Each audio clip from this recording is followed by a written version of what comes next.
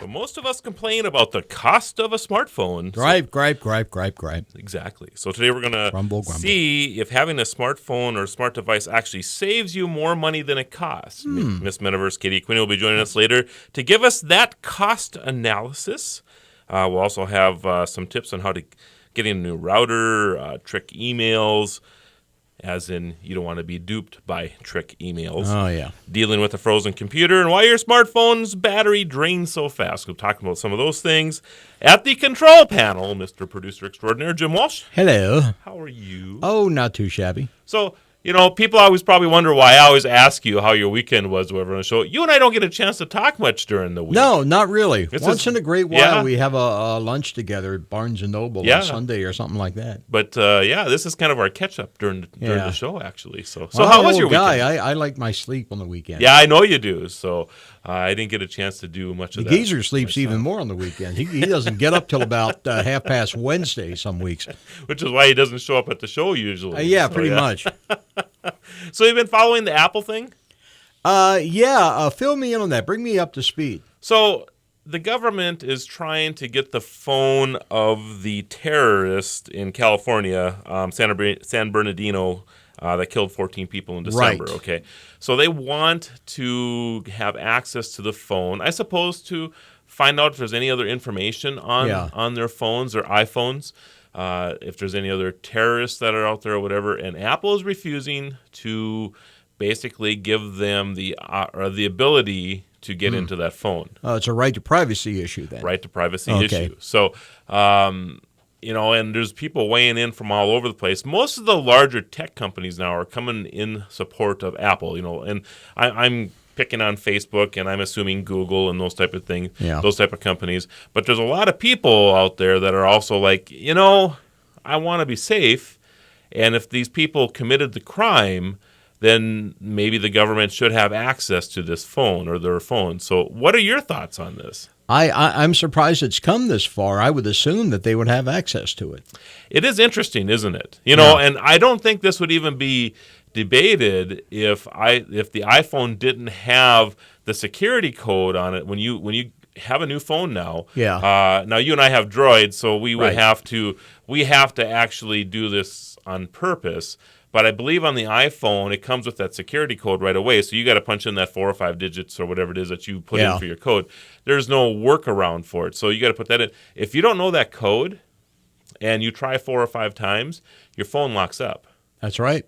So then you have to go to Apple to ask them for permission to try again. So that's how that works. And the government, I think if they were able to just keep trying random codes until they got in there, they wouldn't even have this debate. But because the phone locks up, they can't try anymore after that. So then they need permission from Apple to try to break into the phone. I think a lot of people would just assume that they had the resources to break right in if they had to. Maybe I'm watching too much TV. I don't know.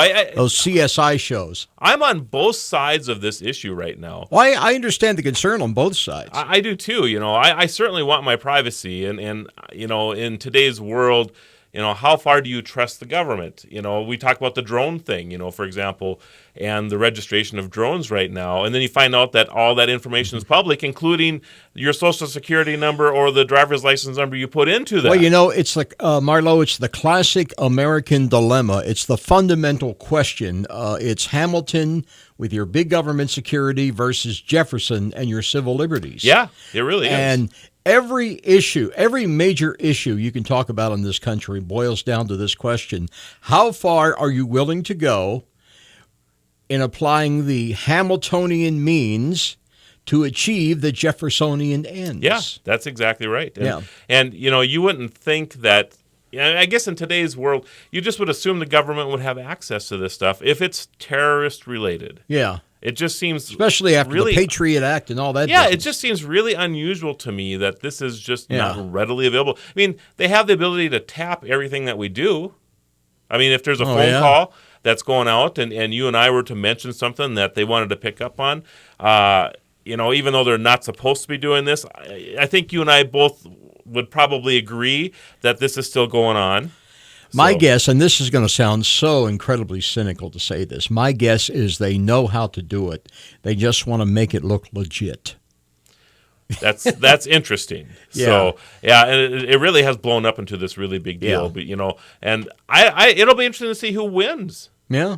Is Apple, because they're and how long will Apple, if the government keeps coming at them for this information, how long will Apple hold its ground? Yeah. Before they feel they don't even have a choice anymore. I don't know. I just and again, I weigh in on both sides of this. I want to be secure. Now, is really Apple do. doing this because the head people at Apple, because it's their feeling that it should be this way, or are they responding to demands of the market? Do they really feel that a majority of their customers want them to do what they're doing? I don't know. Yeah, Tim Cook is the president right now, Right. And I think it's probably a little of both. My feeling is this: if you're an iPhone user, and somebody were to ask you this, 90 to 95% of those iPhone users would say there's no way that I'm going to allow you to get into this phone. Yeah. Now, if you're a non-iPhone user, and I think you and I may have even talked about this last week, even if it's 50-50 on the iPhone or the people who are not iPhone users Right. that weigh in, for and against this, that would mean that there's a huge majority that would not be for the government being allowed to get into this phone or their phones. However, and I think when you pose this to people, these two people killed 14 people in a terrorist act. Yeah. Are they connected to other people? And that's what the government wants to know. So it's really a dilemma. It really is. Yeah. So it'll be interesting to see how this plays out, I guess. So I would wonder how far this would go in the court system. it'll be very interesting. And is this something that's going to get decided in the next couple of days? Wouldn't it be interesting if this went to the Supreme Court eventually? I think it's very possible, actually, because I don't think Apple's going to back down. And I also don't think the government's going to back down. Yeah. So I think this could go a long ways, and it could be years before something like this is decided. Unfortunately, if there's information on that phone that is critical to security in this country, that would be the worst case scenario. If something else happens and they're able to trace it back to these people while this is being decided. So, and they say, see, if we had this information, that's da-da-da-da-da. That's correct. So that's the scary part of yeah. this. It really is. So, all right, everybody, after the break, Jim and I will continue our discussion. Maybe not so much on the iPhone dilemma right now. We'll get into some tips and tricks on how to maybe save yourself from getting duped in tricky emails. So come on back. Right now, 34. On Twitter, Facebook, online, and YouTube. SuperTalk1270.com. Follow the Guru of Geek at Facebook.com/The Tech Ranch or Twitter at Guru of Geek or TheTechRanch.com. Here again is your Guru of Geek, Marlo Anderson. And we want to thank all of our listeners across the country and around the world who follow us on the Blueberry Network, on the Tech Podcast Network. If it's tech, it's here. We're also on TuneIn, iTunes, the Roku, Apple TV, Blab.im, which if you drop into Blab right now, you can see the studio live. And of course, we're also broadcasting on Meerkat today. So we got all kinds of crazy things going on here in the studio as we're trying to keep up. Wacky bunch of guys. Not doing a very good job of keeping up, but we are trying here. At the control panel, of course, Mr. Producer Extraordinaire, Jim Walsh. We were just visiting about Quit having fun with the camera, Jim. Okay. All right. You should be wearing your hat today. Oh, yeah. Oh, yeah, you got it right here. Yeah, put it on over your headphones. Perfect. That looks lovely. Oh, thank you. Yeah. So we were just discussing the iPhone dilemma with the government, and I don't know. Where do you think it's going to go, Jim? Do you think iPhone or the Apple's going to win this debate, or do you think the government's going to ultimately win? My gut tells me that Apple's going to win this. Just because of public opinion? In the short term, but the government may win the long term because what they'll do is just probably modify the laws in the future. Okay. Constitutionally, that's a whole different kettle of fish. Sure. And was the Patriot Act renewed?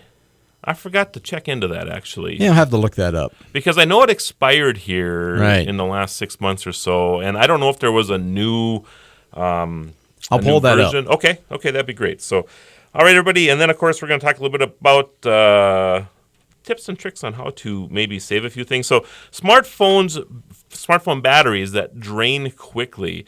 This is kind of a common problem for a lot of people, and people don't realize that the apps that are running in the background are the number one reason why your battery drains so quickly. So, the two culprits, in my opinion, are GPS if you have a GPS running, you will have issues with your battery draining quickly. Okay, What'd got you it. find, Jim? Yes. It expired in June, but it was pretty much re-upped with a different bill. So all the same rules are in effect until 2019. Okay, so 3 we more still years. we still have Yeah. a Patriot Act in force here. So wow, just add one more wrinkle to this whole scenario. So very, very interesting. So we'll keep up with this every week, but everybody, and let you know what the latest and greatest is on Apple versus the government. We'll have to have a whole new section of the show for this, Jim, because I'm very interested in following this. Yeah. And I think it has long-reaching implications for all of us, because if it's your cell phone, if it's your computer, how far can the government reach into these devices that we have now? Mm-hmm. And, you think about the Internet of Things. Well, I'm really getting off topic here, but the Internet of Things that are coming up as well. The Internet of Things. Yeah, so, you and I have talked about this a couple of weeks ago, a device called Moni, M-O-N-I. Remember playing Moni Moni? Yeah, Moni yeah, Moni. Okay. So Moni.ai, this is a chip that will be put into, we're going to fill up the whole rest of this half hour with this topic. So we'll get back to tips and tricks in the next show, I guess. I guess. So Moni.ai, this is going to be put in the Internet of Things. So your refrigerator will have Moni in it, and it will actually be able to listen to you.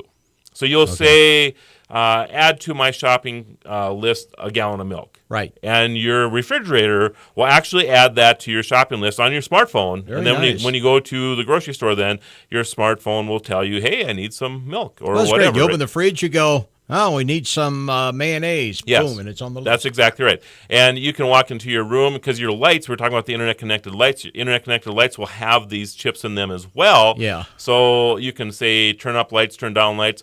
Maybe it's a little cool in the room, so turn the temperature up by 2 degrees or things Yeah. like this. This is almost like watching Star Trek when they say computer, and the thing goes beep beep, and then you say find whatever. I mean, this is what's going to happen.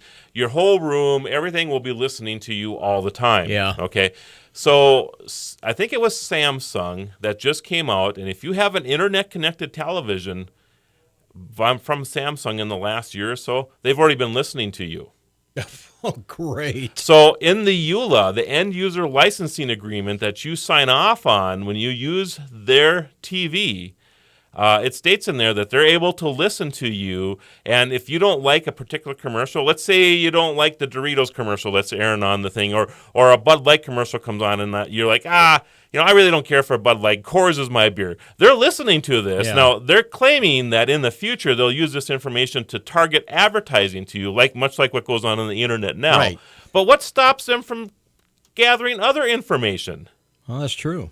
I mean, what are they really listening to you when what you if you have house? in your bedroom and things are going on? in Yeah, there? I mean, this is crazy. Yeah. That this is already being done, and I don't think most people even realize that you're being listened to in your home Yeah. already.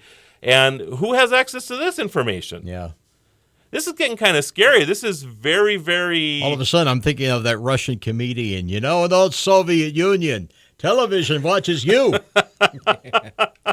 Well, there's always been that out there anyway. Oh, yeah. But that's almost exactly what's going on right now on the audio side, anyway. So you're going to have all this. So this thing between Apple and the government is going to be a very, very big deal. Yeah.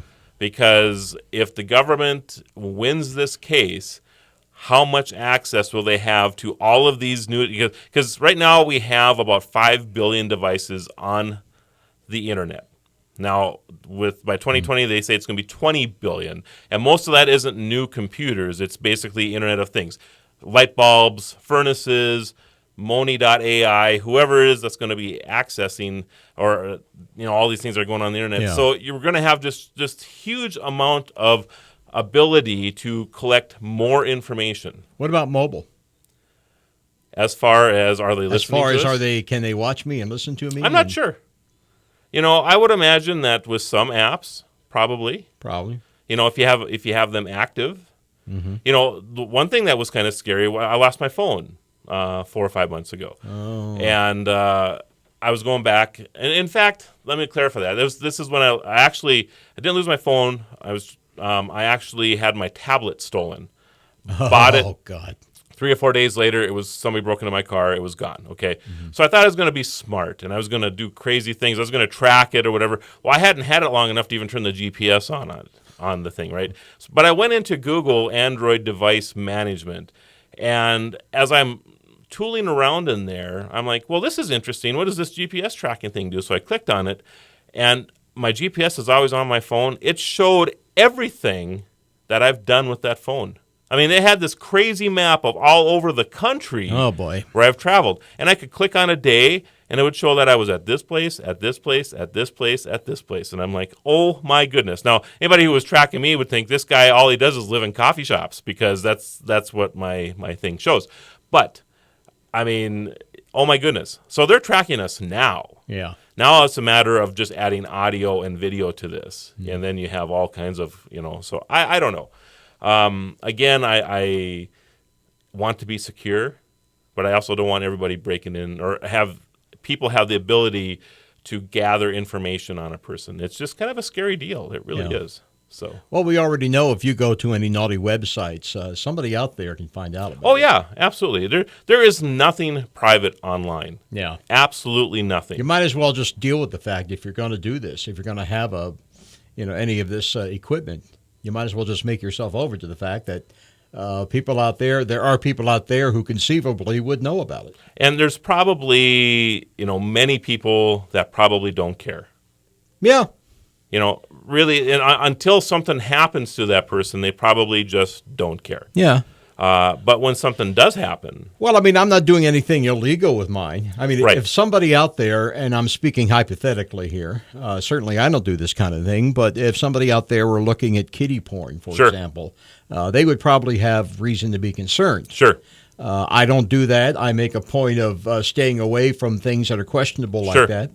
But, and sometimes we get a lot of computers in that have this FBI virus that's on it that says, hey, we've noticed that you've been looking at something you shouldn't be looking on here, and bang, you got to pay us $300 to get this removed off.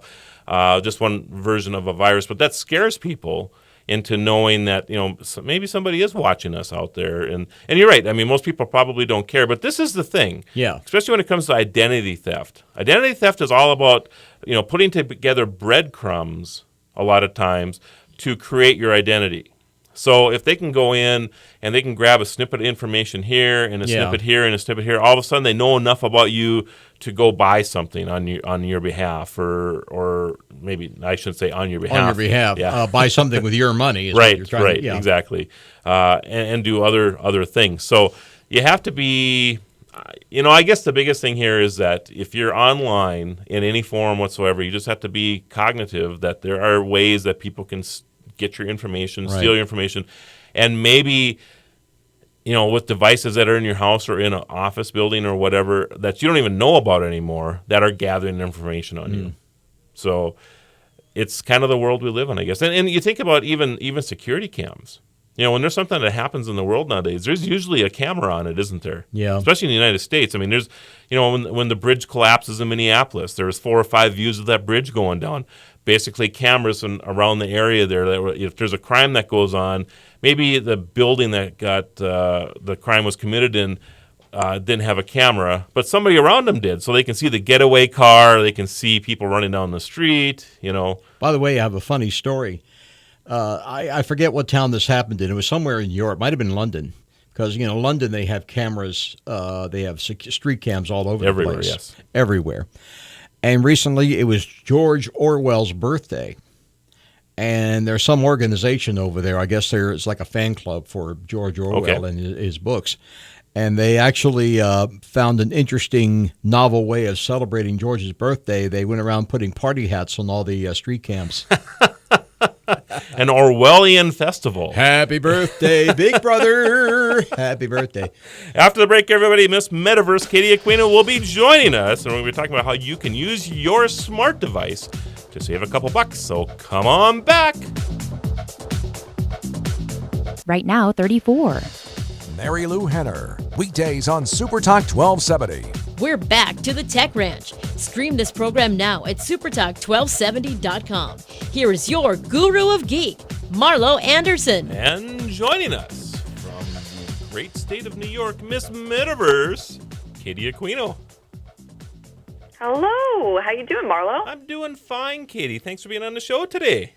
Well, thank you for having me again. So Jim and I have been really wrapped up in the iPhone or Apple versus the government scenario here. We spent the whole first half hour talking about this. Have you been following this at all?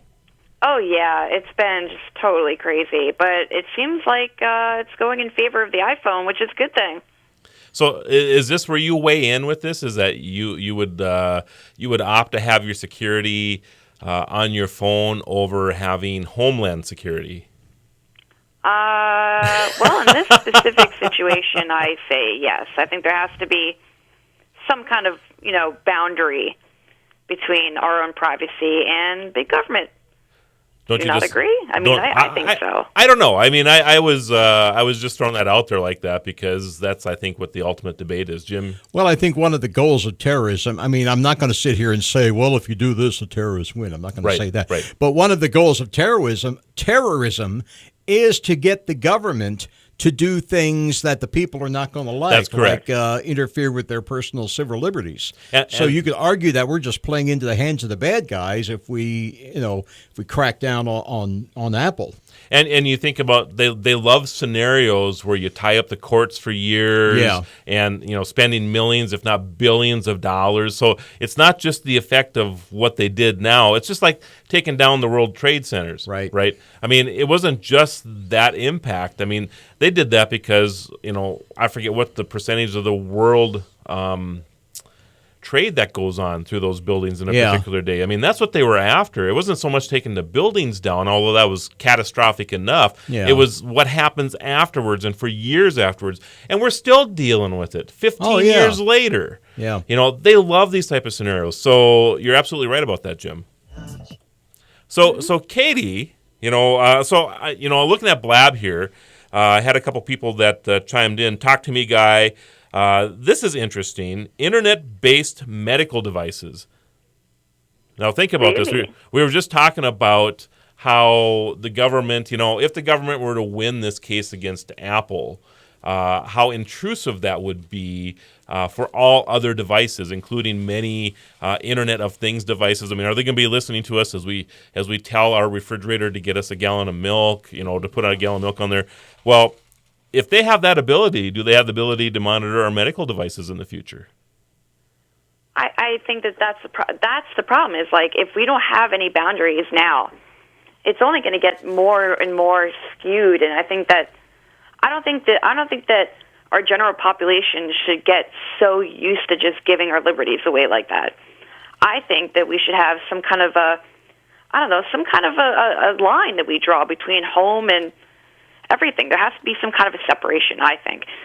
For instance, like people who are buying those Nest cameras for their houses, formerly known as drop cam. Right. You can have up to 4 drop cams on one plant. So if you have 4 cameras in your house, now where does anybody even know where the government stands on that? Like, can people just watch you, or we don't even know it now? I mean, it's very odd to think about, but I think it needs to be talked about.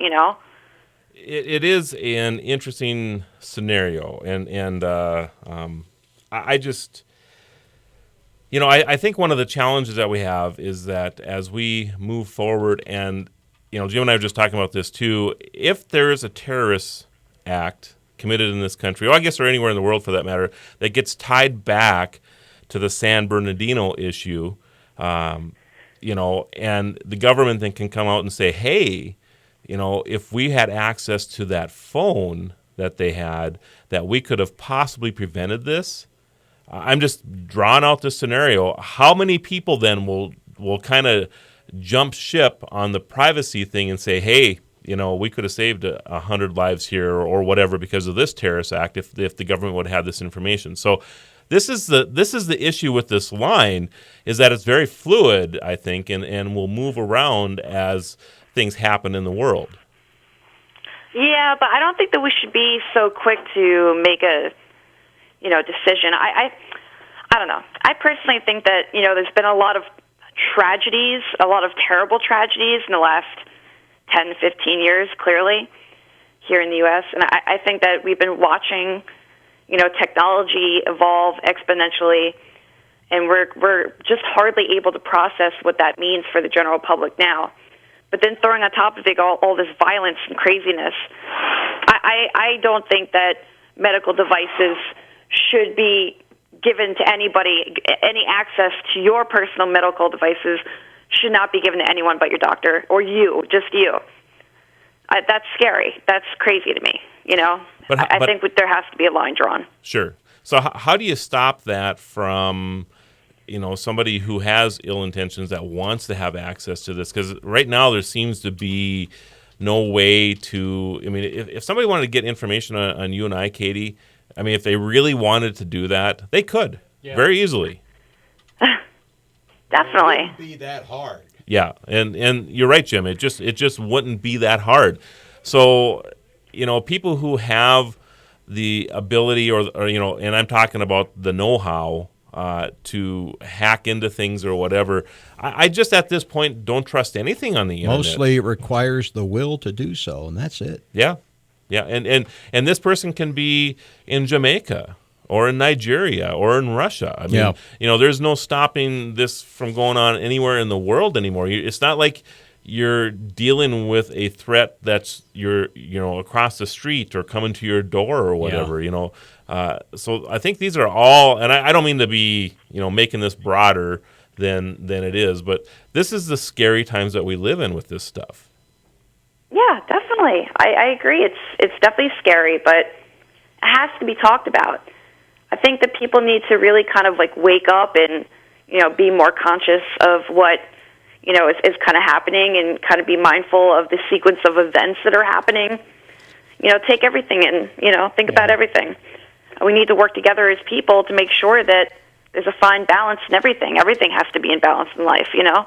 Yeah, and that's exactly right. And we can certainly make the analogy with the advance of technology. There are not many people left in the world that would like to be back in horse and buggy days as compared to the cars that we have now. You know, granted, maybe more people die in cars. I guess I don't know the statistics on that back to, you know, when we rode horse, but maybe not. Maybe cars are safer. Well, you know, there's that whole scenario, since you mentioned it, about living in the dark ages. The scenario of exploding a nuke real high in the atmosphere and knocking out our power grid. Right. Ted Koppel just wrote a book about that. Okay.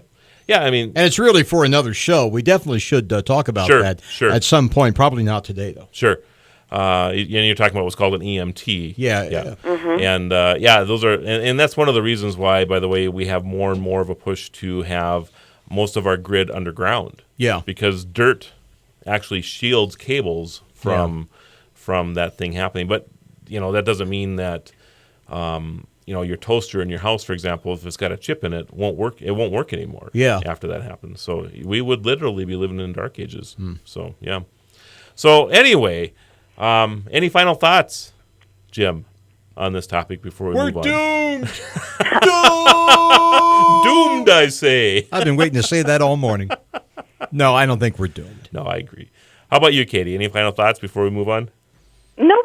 I mean, I think it's another show in itself. You know, we can go on about it for a while, but I think we should save it. We'll do another show about it. Okay, sounds good. Absolutely. Okay, so let's move on to using something that's a little more fun, actually. Yeah. Let's save some money with our smart devices. So, Katie, tell us a little bit about how we can do that. All right. So there's a lot of different ways we could save money with our smartphones, and we don't think about it a lot. We all have our apps for social media and things like that, but not a lot of us think of our smartphones as actual tools to better our lives. Well, and I think, you know, one of the things that always get to me, of course, and Jim, you know, I'm sure we all hate this. The bill comes due. Yeah. It's $100, $150, whatever you're paying for your smart device every month, and you're like, "Are you kidding me? Yeah. Got this bill." So what I wanted to do is you know, that $150 a month or whatever you're spending on this, are we offsetting that cost by saving a couple dollars using them?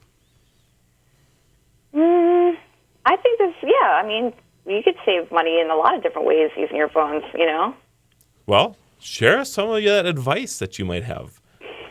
All right. So I think the most obvious one would be gas prices, I have to say, because, you know, you're driving, and one of the things that I think, especially during times when prices are, really high, everyone's trying to find, the best gas station to go to, and people brag about what gas station they go to because of the gas prices. Sure. Mm-hmm. So there are quite a few apps out there that you can find that will Gas help Buddy. you Yeah. find what gas stations are local in your area, and they'll show a list and, show you the gas prices. There could be reviews. There's a lot of different ones, but one of the ones that I've used before is called Gas Buddy. So it's GASBUDDY. And I'm only laughing, Katie, because all three of us use it. So Yeah. oh, that's so funny. yeah, It's a very popular one. It is very popular, and probably the biggest thing that you'll notice is if you're traveling, that if you can find a gas station that's maybe a mile off the interstate, you'll usually save 5 or 10 cents a gallon by doing that. And Gas Buddy will let you know that before Yeah. you pull into that I area. think AAA was going to come out with something similar too. Maybe so. Yeah, I think so. Yeah, cool. Okay, so saving gas. What's your next thing on the list? Let's see. There's so many. I think let's just go for the next second obvious would be coupon apps. Okay. So I think, there's a lot of different types of coupon apps you can find out there. And I'm There's going to one stop you called- right there, Katie, so we'll get to that after the break. Katie and I will continue our discussion on how to save money using your smart device, so come on back. Right now, 37. Here's Sean Hannity, weekday afternoons on Super Talk 1270. Follow the Guru of Geek everywhere he goes. Post your comments or questions at thetechranch.com. Once again, your Guru of Geek, Marlo Anderson. And in studio, producer extraordinaire Jim Walsh, joining us from New York, Miss Metaverse Katie Aquino, and of course I'm your Guru of Geek, and we've actually had quite a lively discussion on Blab today, so I really appreciate everybody who's on Blab and talking about the Apple versus government scenario. And Miss Metaverse Katie and I are just discussing about how you can save money using your smart device. And Katie, you were just talking about coupons. Yes. So Groupon. Groupon is a great way to save money. And some of you out there listening may have not have used Groupon before. It's Groupon, and it's a great app. You can either go online or on the Groupon website, or use the app on your smartphone. And what it does is it helps you find huge deals for restaurants, gyms, spas. And there's also a lot of really cool day trip adventures and vacations you can find on there. So it's kind of like an unsuspecting app. Yes, it is a coupon app, but the thing is, if you're up for adventures or you want to go, try out new experiences, you could find some huge deals on Groupon. Are you a Groupon user? I am a Groupon user. It's anything and everything you could think of. For instance, I broke my my cell phone screen recently, and I have brought it to the Apple Store in the past, but I decided to find a Groupon, and there was a Groupon that was more than half the price of going to the Apple Store. Wow. So when you use Groupon, are you able to get the deal immediately, or do you have to wait a certain time frame? It depends. I think that there are ones that are immediate, because everyone that I've had has been immediate. Okay. But then again, I think I do think that Groupon works by having to have a certain amount of Groupons purchased for it to go live, for everyone to have it. But most of the time, a lot of these local businesses in your area will have had this Groupon up for, let's say, over a month or 2 months by the time you find it. Okay. And, you don't have to worry about that, but it is something to look out for. Sometimes it will say, like a certain amount has to be bought. So I'll have to play around with Groupon. I actually sell some items on Groupon in our local area here. Because of where we're located, there's not a lot of people who use Groupon here. So I've never used it on the user experience. So I'll have to do that. Maybe when I travel a little bit sometime, I'll have to take advantage of that. So, okay, yes, next. Go ahead. It's a good way to find a place. Sure. To find adventures. And on my list too, Katie, I had coupons as well. Coupon Sherpa. Are you familiar with Coupon Sherpa? No. Okay. So it's a large database of coupons for various stores. So you'll always have them when you need them. So basically, if you have Coupon Sherpa on your phone, in a lot of times what you can do is you can actually use the Coupon Sherpa, and then if you're buying something, you can see if there's a coupon for it at that time. That's the thing. That's the thing that I do. So, if you're buying something at a superstore or something along those lines, and it might be on sale already, and then you go on the Coupon Sherpa, and there's like, oh, there's another $10 right here or whatever. So that's kind of nice. Definitely. So, okay, your next thing. All right, so sticking with coupons, there's another one. It's quite a few, actually. Okay. But this is an obvious one. Retail Me Not. Okay. So I think a lot of us out there have tried finding for promo codes. I know myself that I'm a huge GoDaddy user. So a lot of times, it'll be time to renew, or maybe I have a new domain I want to buy. So I'll try Googling coupon, promo code, GoDaddy. And a lot of the times I'll find the promo codes on a website like Retail Me Not. Now, Retail Me Not is also an app, and it's a free app for Android and Apple. And what's really neat about it is it's an all-in-one discount and coupon hunting app. And it has deals with over 50,000 retailers and food offers nationwide and local restaurants. But I think the most neat thing about it really is that you can save your favorite places to eat and go shopping, and you can be notified when a new deal goes live. So that could be helpful in a lot of ways. It doesn't matter if you're a teacher or, if you're into tech and you want to be notified when new tech gadgets come out. I mean, there's a lot of ways you could probably be able to fine-tune this so you can get notified when things come out. Everybody, just to let you know, we are talking about how you leverage your smart device, your smartphone, to actually offset the cost of what you pay every month for it. So, and generally, if you use the tool, which is what we're talking about, the smart device is a tool, you can actually save a few dollars using it. So, your next thing on your list, Katie. Okay, so I think we can move on from that. It's safe to say that if you want to find coupon apps, there's plenty out there. There are a lot, yes, absolutely. For sure. But here's a neat one. Consolidating your membership cards.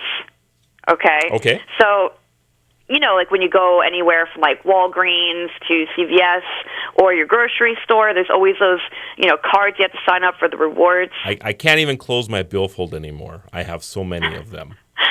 Isn't it ridiculous? It is ridiculous. So, in this day and age, it seems like it's going in the way of the dinosaurs. I mean, really. So anyway, there's an app called CardStar. Okay. So it's CardStar.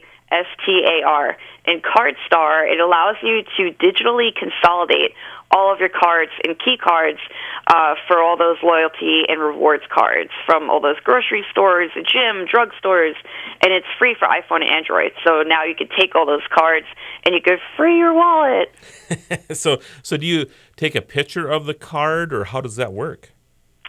I'm not really sure exactly how it works. I think it would make sense just to scan it somehow. But I haven't used it. I actually have not used it yet myself. I was reading about it, and it looks pretty cool, so I'm going to try it out. Well, this was on my list today, too, so I'm actually, because of that, this actually motivated me to actually get this app, and because I'm serious, my billfold, and I don't save a lot of discount cards because I have no place to put them. Jim, do you have a lot of discount cards? I have a few. Barnes & Noble and one or two others. So, not that many. Do you find it that when they ask you for a discount card that you don't generally take them because you just have no space in your wallet to put them? Or? Yeah, frankly, it's kind of a pain in the neck to have to fish them out every time I go to the store. So if you had everything on your smart device, would you use it that way then? Absolutely. I think it's a great idea. So CardStar, everybody. Yeah, Jim's showing off his cards right now. You can hand over that Visa, though. I would have a little fun with that. Oh, that's today. actually my debit card. I'm That's not what going I to mean. get very far with that baby. I warn you. Okay, next up on your list, Katie. Oh, this is another good one. Avoid ATM surcharges. Okay. All right, so I think we've all been there. If you're with TD, you got to go to TD Bank. You got to go to Chase if you're at Chase Bank. Sure. So now there is a app called Allpoint. So it's ALLPOINT. And Allpoint helps you find surcharge-free ATMs worldwide. All right. And there's over 55,000 of them in the U.S. Yeah. So I guess I've never been to one. I mean, is this an actual ATM that doesn't matter who you're with, they just don't charge a fee? Or is it because you're with Chase that it'll find the Chase ATMs for you? I'm not exactly sure how it works. I wasn't able to look into it too much. I just saw the general thing about it. It seemed pretty neat. So I'm going to have to check this one out as well. Okay. But I believe that is how it works. I think it helps you find there are surcharge-free ATMs. There are ATMs that do not charge anything. Yeah, they do exist. I know. Wow. That's pretty cool I know. to know It that. is crazy to think, right? Because usually if you go to like one of them in the city, oh my goodness, you could pay like $5 just to get cash in the city, New York City. So it's definitely expensive for sure. Okay. So All Points, a cool idea. I like it. Okay, cool. Did you have Grocery IQ on your list by chance? I did not. Oh, okay. Well, then I'll bring up my little find for the day, Grocery IQ. What it does is it manages your grocery shopping needs. When you run out of something at home, you can just use Grocery IQ to scan the barcode of what you're missing. So let's say you're out of a gallon of milk, you scan the barcode, and then it'll add it to your grocery list. And what's helpful with it is that Grocery IQ keeps track of the grocery store discount cards that you have and any current deals and coupons that are currently available. So if you're, whatever you're shopping for, when you scan that, it actually will tell you where, if there's a deal on it someplace, if there's a coupon on it, whatever. So Grocery IQ, pretty cool deal. Oh, that is cool. That actually brings me to another one I had that was called Compare Me. Okay.